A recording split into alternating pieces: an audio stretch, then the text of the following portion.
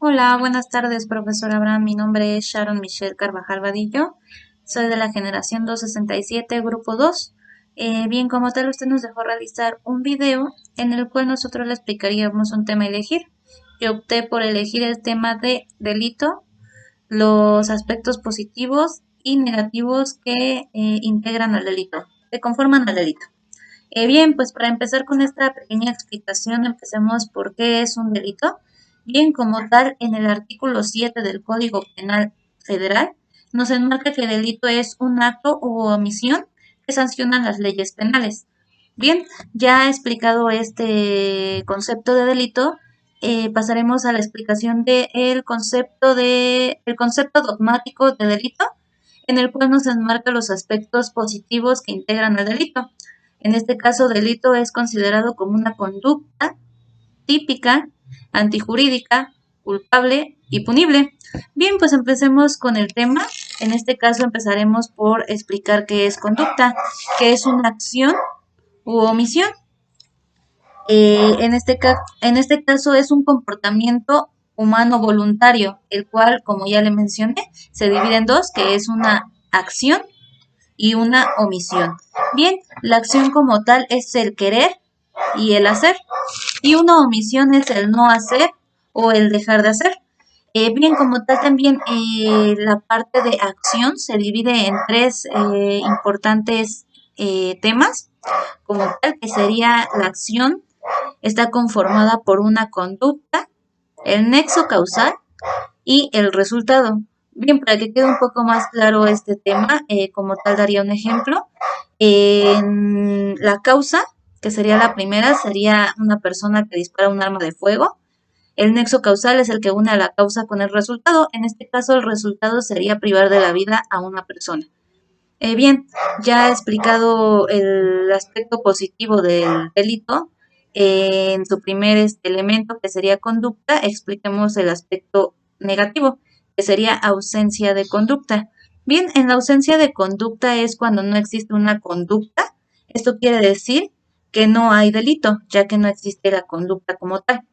Bien, para explicar este concepto de ausencia de conducta, existen varios elementos que lo conforman.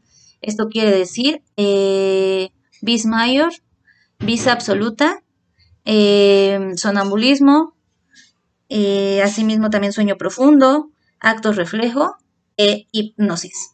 Bien, la vis mayor en este caso es una fuerza mayor proveniente de la naturaleza. ¿Esto qué quiere decir? Bueno, daré un breve ejemplo. Se podría decir que hay un terremoto, en este caso tienes una persona enfrente y la empujas por el movimiento que provoca este terremoto.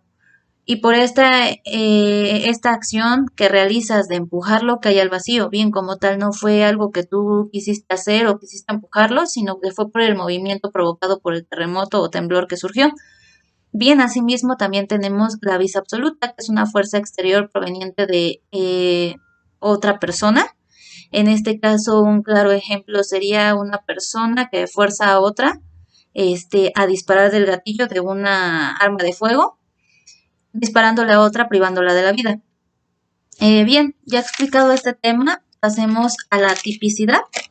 La tipicidad es la descripción legal del delito, o bien es la adscripción legal plasmada en una norma penal de una conducta delictiva, es decir, todo lo que está plasmado en la ley y tipificado por las leyes como delito, como robo, secuestro, etcétera, entre otros delitos.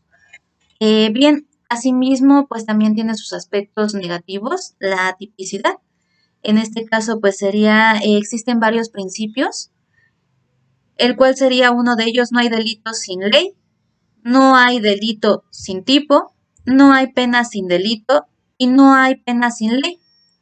Esto quiere decir que cualquier conducta que tú realices que no esté tipificada en las leyes penales como delito, no puede ser sancionada, ya que no es delito y no está tipificado como tal en las leyes como una conducta delictiva. Bien, asimismo, ya posterior a esto seguimos con la antijuricidad, que es este otro elemento del delito positivo, que es lo contrario al derecho.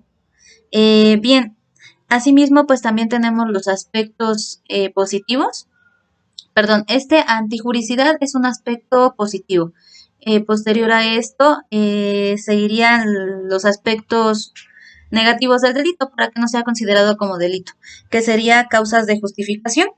Esto sería la legítima defensa, estado de necesidad, ejercicio de un derecho, cumplimiento de un deber, consentimiento del titular del bien jurídico, obediencia jerárquica. Bien, pues ya posterior a esto les explicaré cada uno de estos elementos que conforman las causas de justificación. Empecemos por la legítima defensa. En este caso, la legítima defensa es cuando se hace para repeler una agresión que es real, actual e inminente. Real, que no sea imaginario, que realmente esté ocurriendo. Actual, que ocurre en el mismo instante en que se repele la acción o la agresión, en este caso, e inminente, que sea próxima, que sea cercana esta agresión. Bien, asimismo ya sería el estado de necesidad, que consiste en obrar por la necesidad de salvaguardar un bien jurídico propio o ajeno, respetar, respecto de un peligro real, actual e inminente. Y el ejercicio de un derecho consiste en causar algún daño cuando se obra de forma legítima, siempre que exista necesidad racional del medio empleado.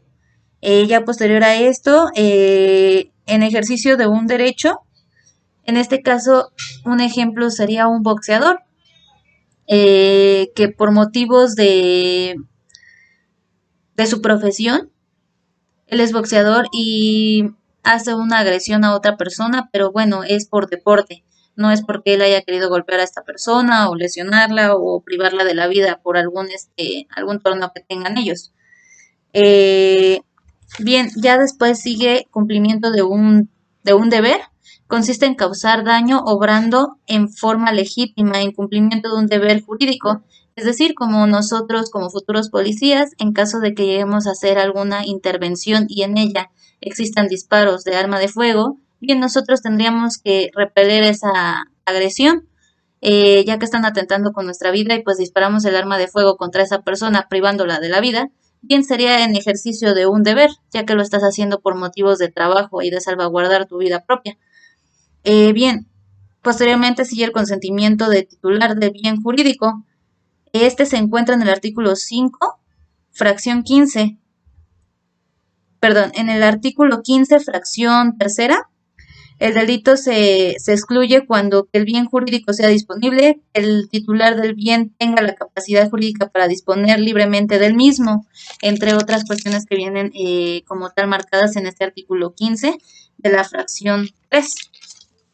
Bien, después obediencia jerárquica. Se define como causar un daño en obediencia a un superior legítimo en el orden jerárquico. Es decir, si nosotros seguimos alguna orden de algún subinspector o alguien con un grado más que nosotros, bien, en este caso, aunque constituya un delito el mando, bien lo estás haciendo porque te lo está ordenando alguna otra persona con una jerarquía muchísimo mayor que la tuya. Eh, Bien, posterior a esto sigue la culpabilidad, que es un elemento positivo del delito.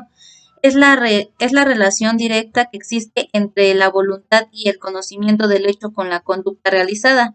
Esta conducta de culpabilidad puede ser dolosa o culposa. Dolosa como tal quiere decir que lo hizo con toda la intención de hacer el daño o de realizar la conducta.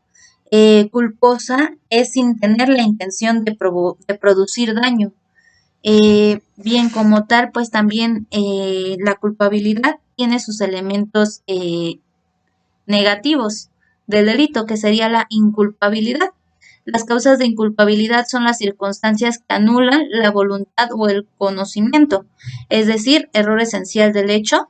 En este error esencial del hecho encontramos dos, que sería error vencible y error invencible.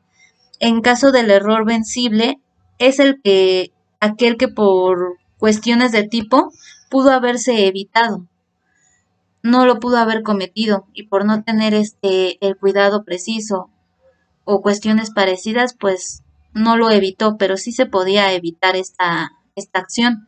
Y el error invencible no se pudo haber evitado. De ninguna manera se pudo haber evitado. O sea, era muy difícil que se pudiera haber evitado esta conducta. Bien, como tal, pues el error invencible sí tiene justificación, como tal no tiene consecuencia legal y se puede excluir de un delito. Más sin embargo, el error vencible pues sí tiene consecuencias penales, ya que sí se está cometiendo un delito y se pudo haber evitado. Eh, Bien, ya posterior a esto también existe el temor fundado, el caso fortuito. Y bien, como tal, el temor fundado consiste en causar un daño por creerse el sujeto fundamentalmente amenazado de un mal grave, por lo cual actuó por temor. Bien, ya posterior a esto, el caso fortuito, causar daño por mero accidente, sin intención o imprudencia alguna. Bien, ya posterior y ya lo último que integra al delito sería la punibilidad. Es la amenaza de una pena que establece la ley. La punición consiste en determinar la pena exacta al sujeto que ha resultado responsable por un delito concreto. Bien, profesor, toda esta información que le acabo de proporcionar en este pequeño video la saqué del libro de Derecho Penal en la cuarta edición. El autor es Griselda Amuchategui Requena. Bien, le estaría pasando el link.